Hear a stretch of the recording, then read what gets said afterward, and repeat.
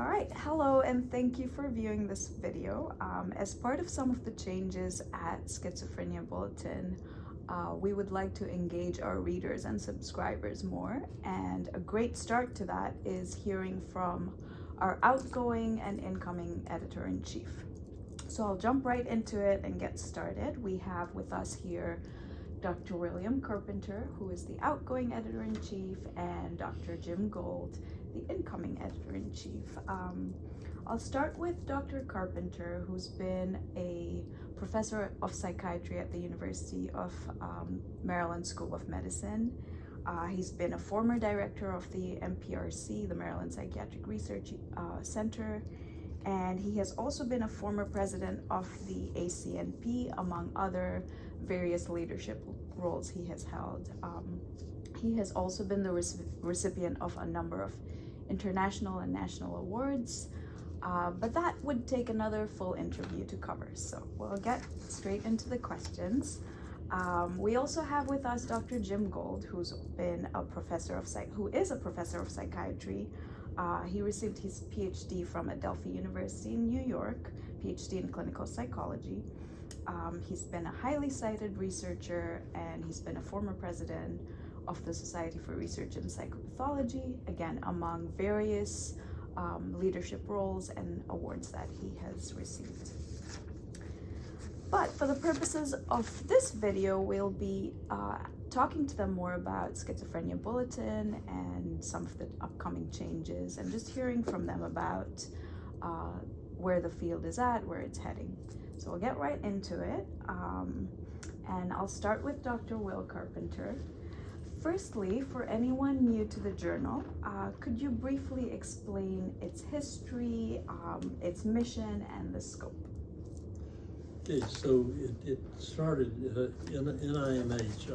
There was a time when NIH had a number of journals that came from there, and the NIMH decided that they would do one too.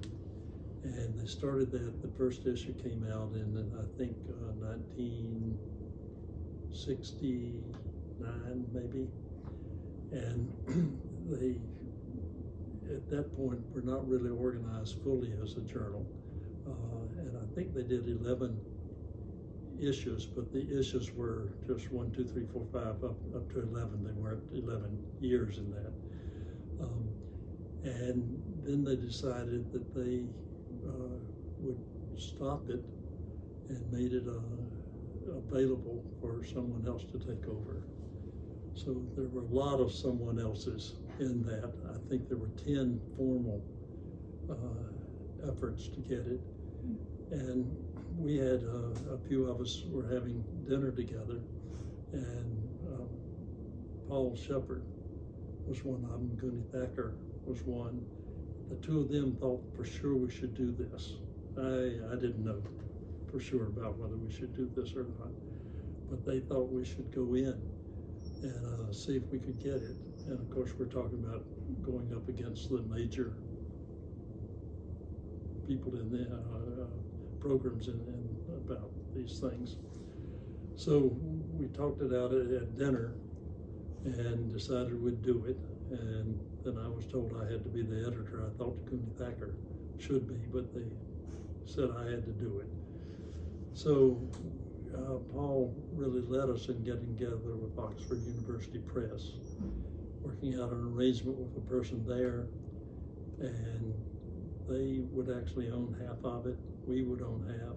We would be the editorial office. They would be, and I believe, and it may still be, as far as I know, the only journal they have. They either are hired to do their work by some, or they own these journals. But we're half and half, so we've had a real stake in this. So in 2005, out of the 10 articles, they narrowed it down to Elsevier, American Journal of Psychiatry, and us, and decided that they would send it to us. So that's how we got started. And at the start, that was difficult because they had a huge number of papers that had been accepted and had not been dealt with that we had to start with. And the impact factor was very low.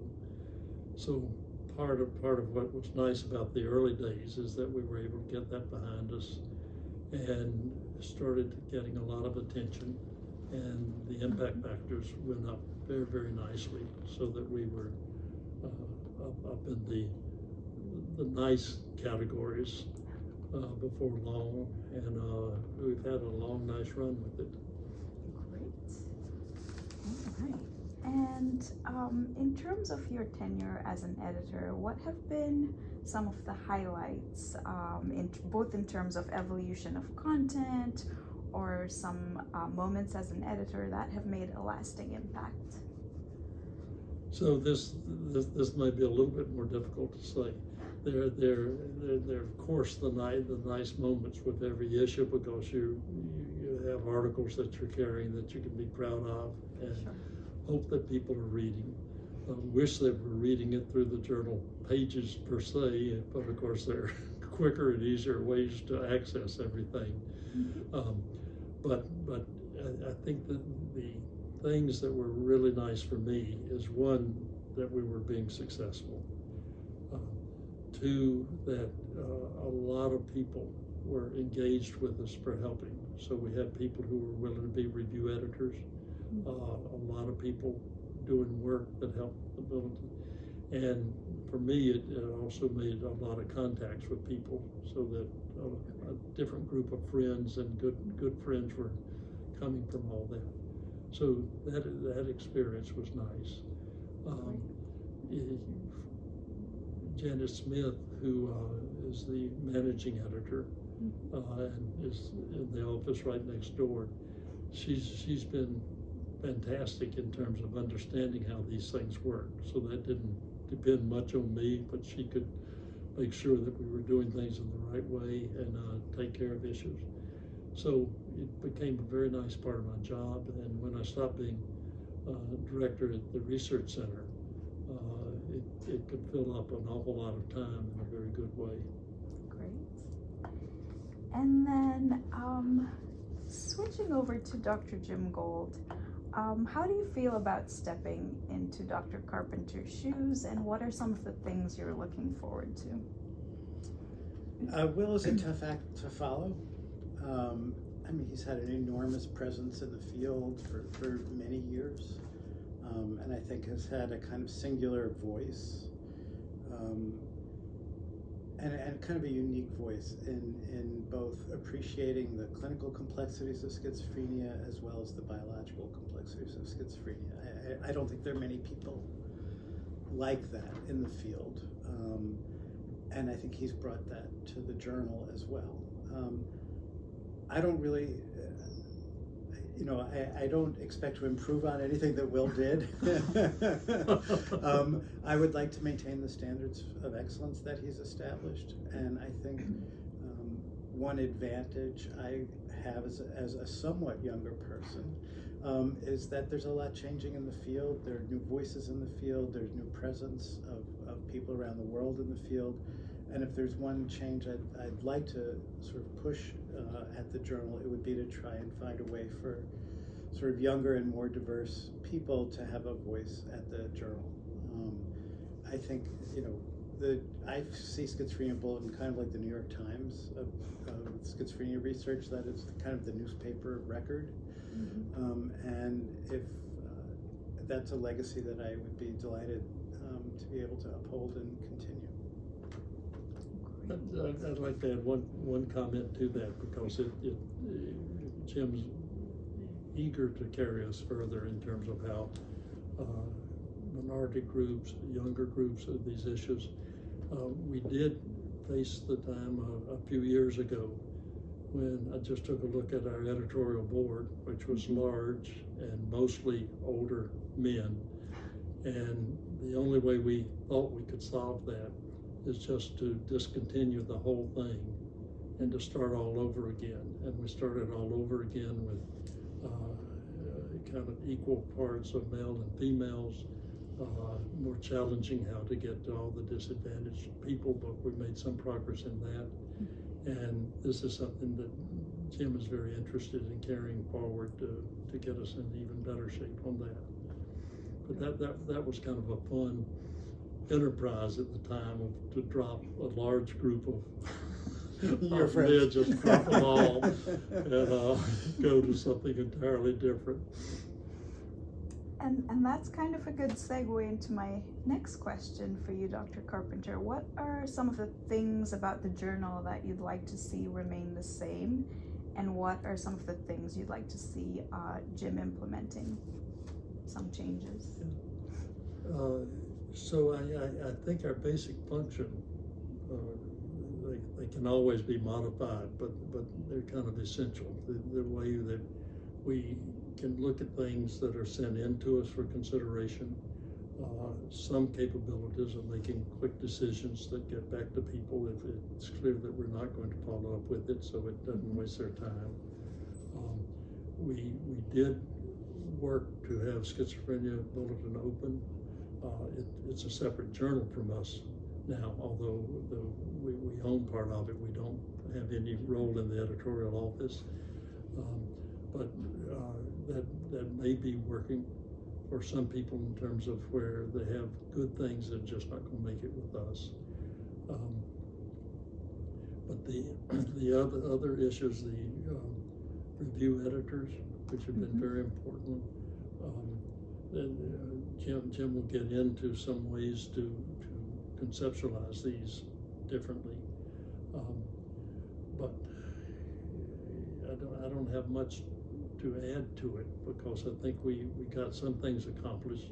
Probably haven't made many changes in the last several years. The pandemic has been no fun for us, of course, but there are other things and a good time to have changes taking place.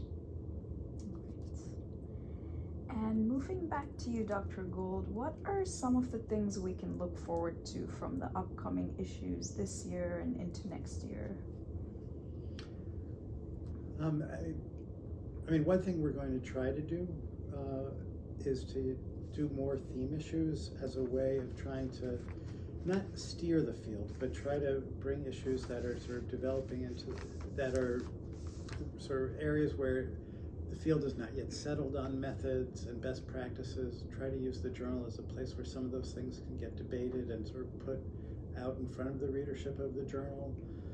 I think we'd like to do some issues not based in North America, of science that's taking place in Asia and in the sort of global South. And I think one of the other things we're going to try to do is encourage review editors to enlist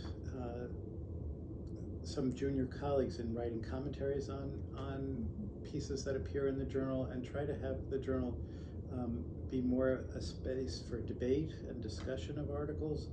And hopefully we can also use social media to do more of that than we have in the past. And I think that's a challenge, to turn a print journal into a place where there's a sort of active debate. But that's one thing I'd like to find opportunities to do, to try to highlight areas where there are diverging views and where readers could benefit from hearing a broader range of voices on best ways to make progress in the field. One thing to add that I forgot to mention is that we have had nice success with special issues, so that people, sometimes they come from meetings and they have material they'd like to present together, or sometimes organized otherwise. But we've always been able to have special issues that some group will take responsibility for organizing. It goes through the same process of accepting or not accepting the things in it, but it makes for totally separate issues, and those can be available for people who have some special need to get a group together. And in addition to that, some of the things that make Schizophrenia Bulletin stand out is our first-person accounts as well. So along with those, what do you feel makes Schizophrenia Bulletin stand out from other journals in the fields? And this is for both of you. Well, either of us could answer, but go ahead. I mean, this is one of our precious things. Yeah, no, I think Schizophrenia Bulletin has had a unique place in literature in having a specialty focus on psychosis, but it's not a coincidence that the cover art is nearly always developed by someone with lived experience of the illness, and that the first person accounts are in nearly every issue, if not every issue. And I think that is an essential grounding of the journal in what it means to have this illness and the sorts of experiences that people are challenged by. And I think that's a sort of unique presence in the field, that's just always been a part of the journal. And that's something that I very much want to continue. And I think it's one of the things we're at risk of losing as journals stop being sort of print publications where everyone sees the cover and where everyone sees every article that's inside of a paper-bound copy. As the world moves more and more online, the content will still be available, but it will be escapable. Whereas when the print version of the journal, that experience for the reader is assured, and now people will have to seek it out, but it will be there. One thing to say about it is the first person accounts, I believe, must be the best source anybody could have for understanding schizophrenia. Yeah. They're brief, they're to the point, they're different from each other, and they're just beautifully presented by people with lived experience of the issue. And it just, I wish everybody who was responsible for teaching people about schizophrenia had this as a starting point. Just read a few of those, because you get such a feeling for and understanding for what the experience is. It would be a great book to put those together. Yeah. Just what it's like for someone to live with schizophrenia. You just give me a thought for what I might do in retirement. There you go. Sounds like a good project. So in addition to including perspectives of persons with lived experience, what do you feel are some things that the field in general could improve upon in terms of publishing good psychosis research? I'm gonna let you take that one. Well, she's looking right at you. Oh, I'm looking at both of you.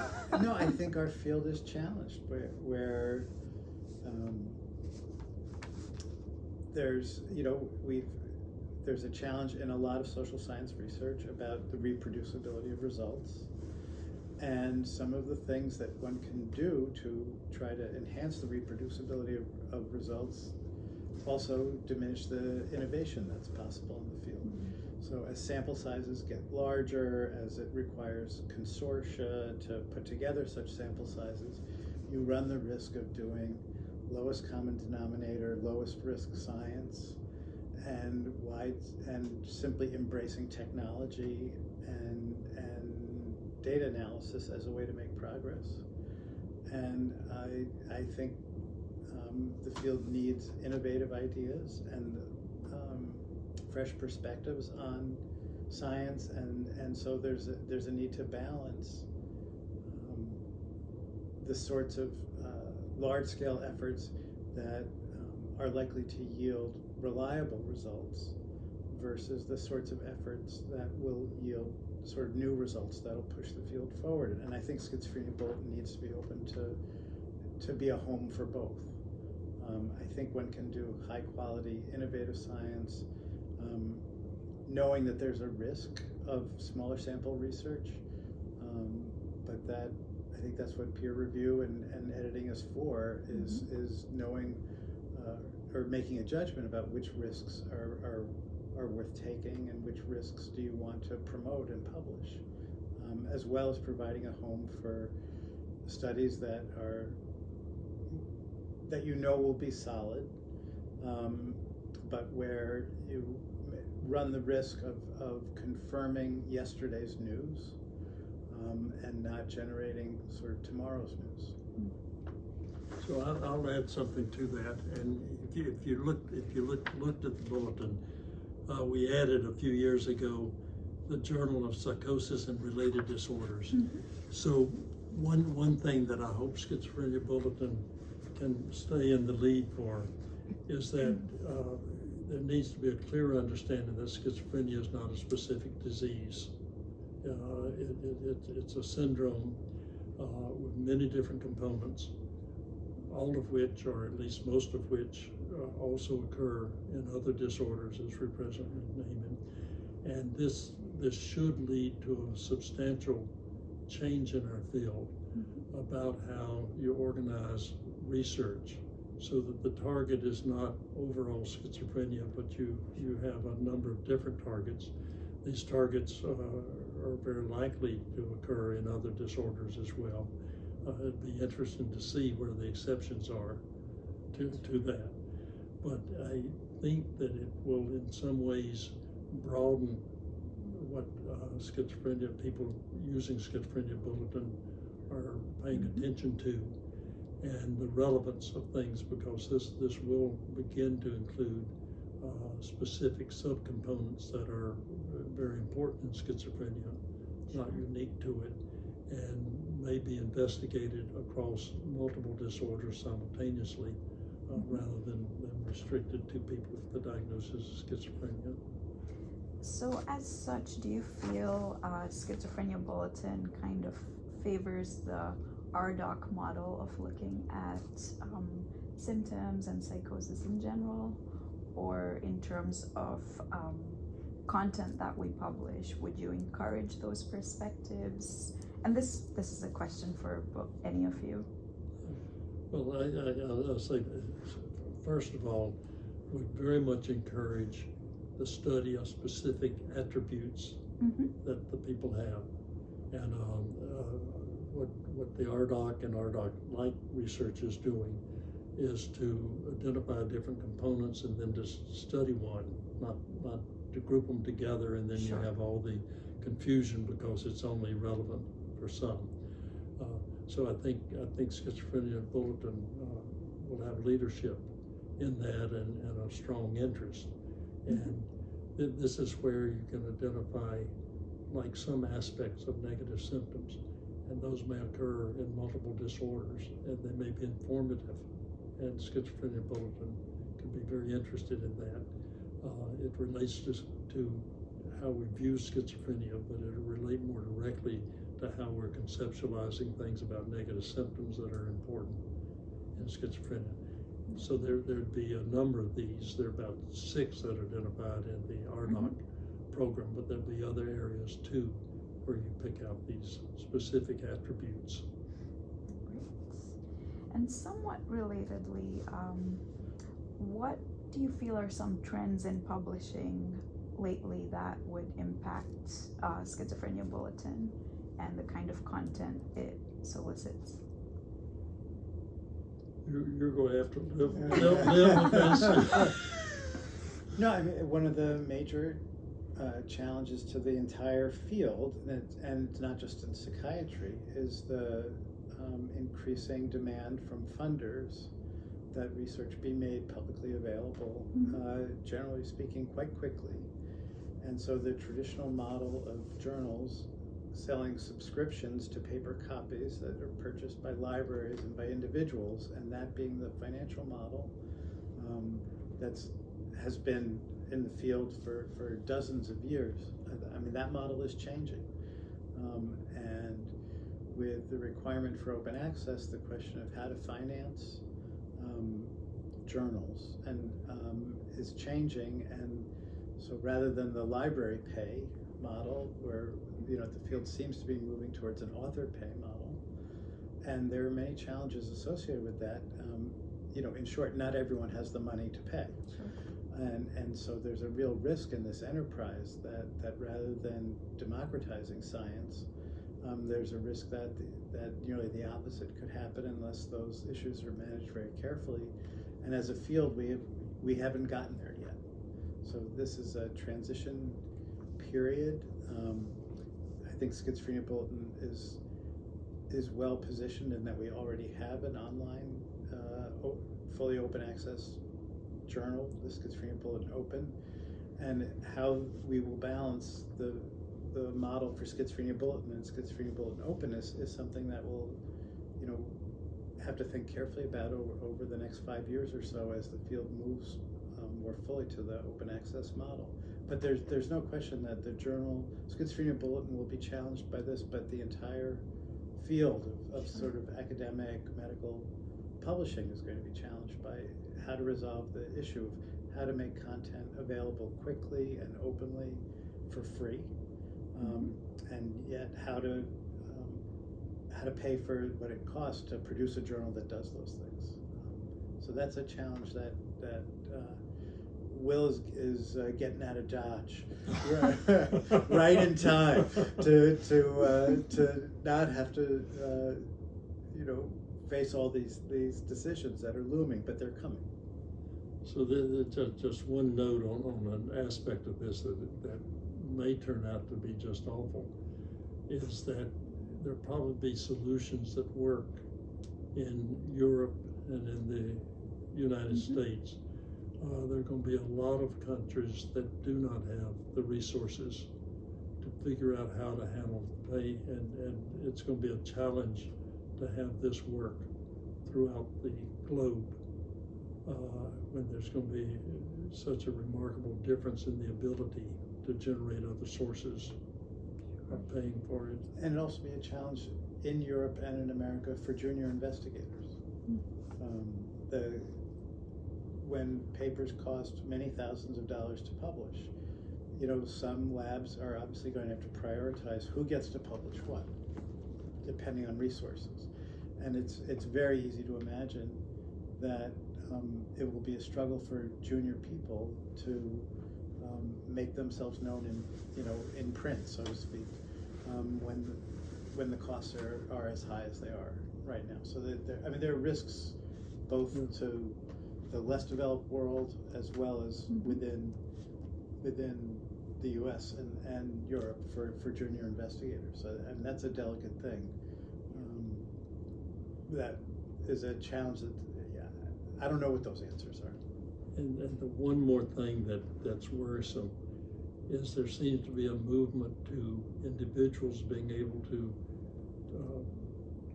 put their papers into publication, to make them available before the publication is done, to just take different routes. So something that basically fundamentally threatens the role that's played by the journals. And reviewers. So that leads me to my final question. I hope this is a good news question. Well, we'll see. That depends on your answers. So in terms of access to resources, how do you feel inclusion and diversity can be improved in science publishing at large and specifically at Schizophrenia Bulletin? And this is, again, for both of you. Jim, I think, already has some ideas about some starting points for us. You want to go first? I think this is a challenge to the field, and it's a challenge to the bulletin. I think one of the things I've done is to invite some different people to be part of the sort of editorial board, and have asked people who are serving on the editorial board to use the review process as a moment when they could invite junior and more diverse colleagues to have an opportunity to comment on papers. We're also starting an editorial fellowship program for people from historically underrepresented groups to become part of the editorial sort of review process as a way of people sort of learning how the sausage is made, so to speak, from the inside out, and hopefully that would then enable people to help others participate more comfortably in that process. But it is a challenge to the field to find people in places where you have not typically found them.